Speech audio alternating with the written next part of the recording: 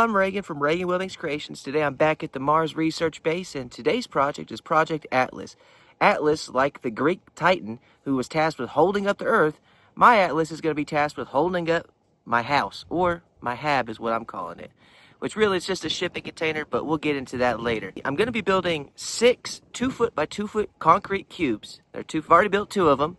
I just lost my job in the past, and I ran out of funding, but now I got it back, and today I'm going to be building 4 more of those cubes. Now, last time I got the concrete at Home Depot and actually just picked it up while I was at the store and loaded it up in my truck, and well, I ordered 72 bags of concrete, and loading it and unloading it just killed my back. So this time I'm going to have it delivered. Delivery fee was only $89, so it wasn't too big of a deal. The $80 is definitely worth it to save my back a little bit, because I still have to basically dig the holes, I have to set the forms, square the forms, prep for concrete, and then once the concrete gets delivered, well, then I'll be able to pour the concrete and then actually build the cubes. But you'll be seeing that soon. Now, each cube is, like I said, 2 foot by 2 foot by 2 foot.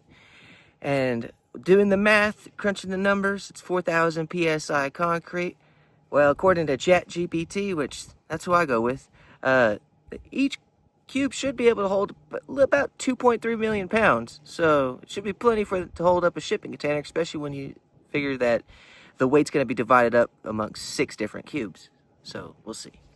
Well, enough explaining. Let's get to the project.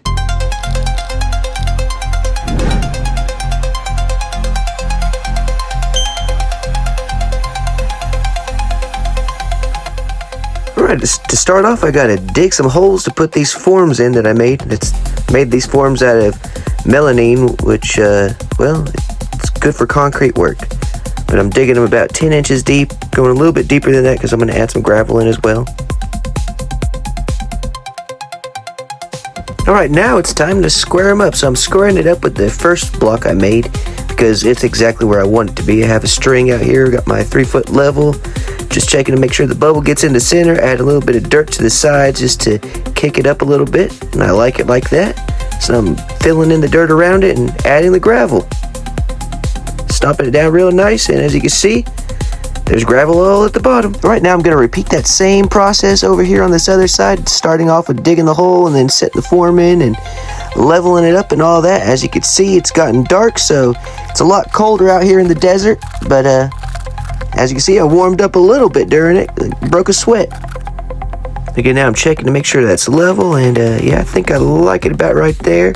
So now it's time to go ahead and add in the gravel. So I took 2 bags of this gravel right here. It worked pretty well. It was a little moist, but it worked for just enough for what I needed it for. Time to add in these rebar frames that I made. That will kind of give it some extra strength. Well, waiting on concrete. I think I could see the Home Depot guy pulling up now.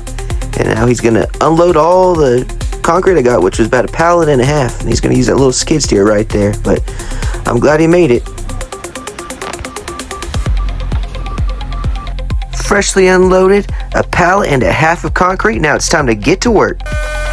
So each one of these cubes uses about 17 bags of concrete. I had initially figured about 18, but I'm glad to have the extra one. And I'm using these water jugs because, well, I don't have water out here yet, and this was the easiest fix for me. Took about 4 3-gallon jugs for it. Add your bags, get the consistency you want, and then rinse and repeat till it's full. Now I have this nice concrete vibrator that's about 18 inches long that helps get all the air bubbles out and make sure the concrete settles where it needs to go still and makes it a little bit stronger. Now it's time to scrape it nice and smooth and give it the little texture I want and make sure that plate's sticking up so that I can set the container on it. And now I gotta just repeat that same process 4 more times, so you'll get to see it happen a couple more times. Now it's full and I'm scraping it, making sure it's nice and how I like it. And I think it's good right there. Don't tell me I don't get dirty. So I got these first 2 done. We're gonna let them dry overnight, and then I'll break these forms off tomorrow and see what it's like. Okay, so I didn't want to make y'all watch me dig 2 more holes, but I got these dug and set and squared away. Now they're just ready for concrete, so about to start pouring the first of the last 2.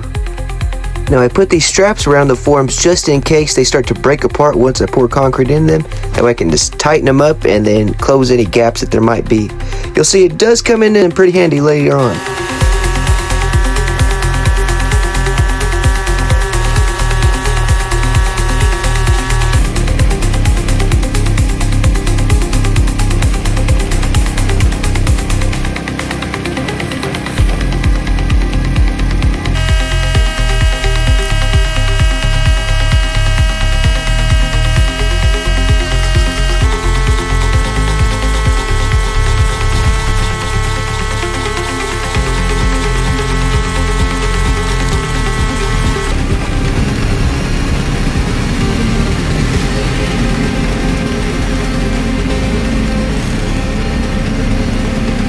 Now it's about right here where I noticed that it started to leak at that bottom corner, so I decided to tighten up my ratchets again, and that's why I put them on there. I was able to save it from losing any more concrete than it needed to.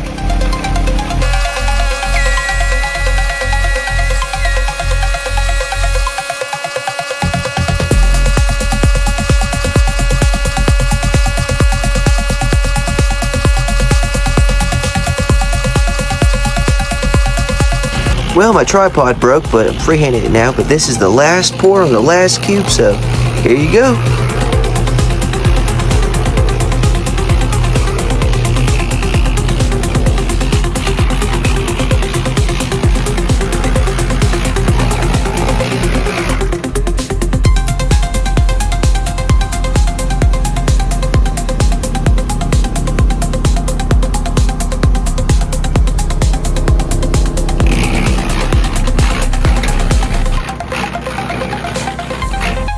Well, these last two cubes are filled with concrete. Now I just gotta wait for them to dry.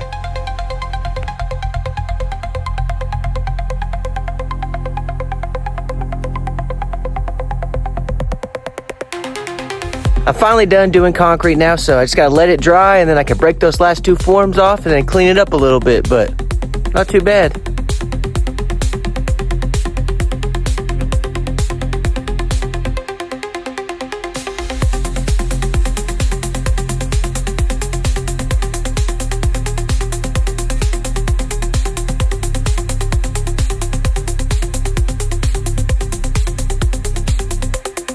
As you can see, I got all 6 concrete blocks done. Perfect for a 40-foot shipping container. As you can see, there's my house on top of them. So I'm ready to go. Next stop is buy the shipping container and start working on the hab.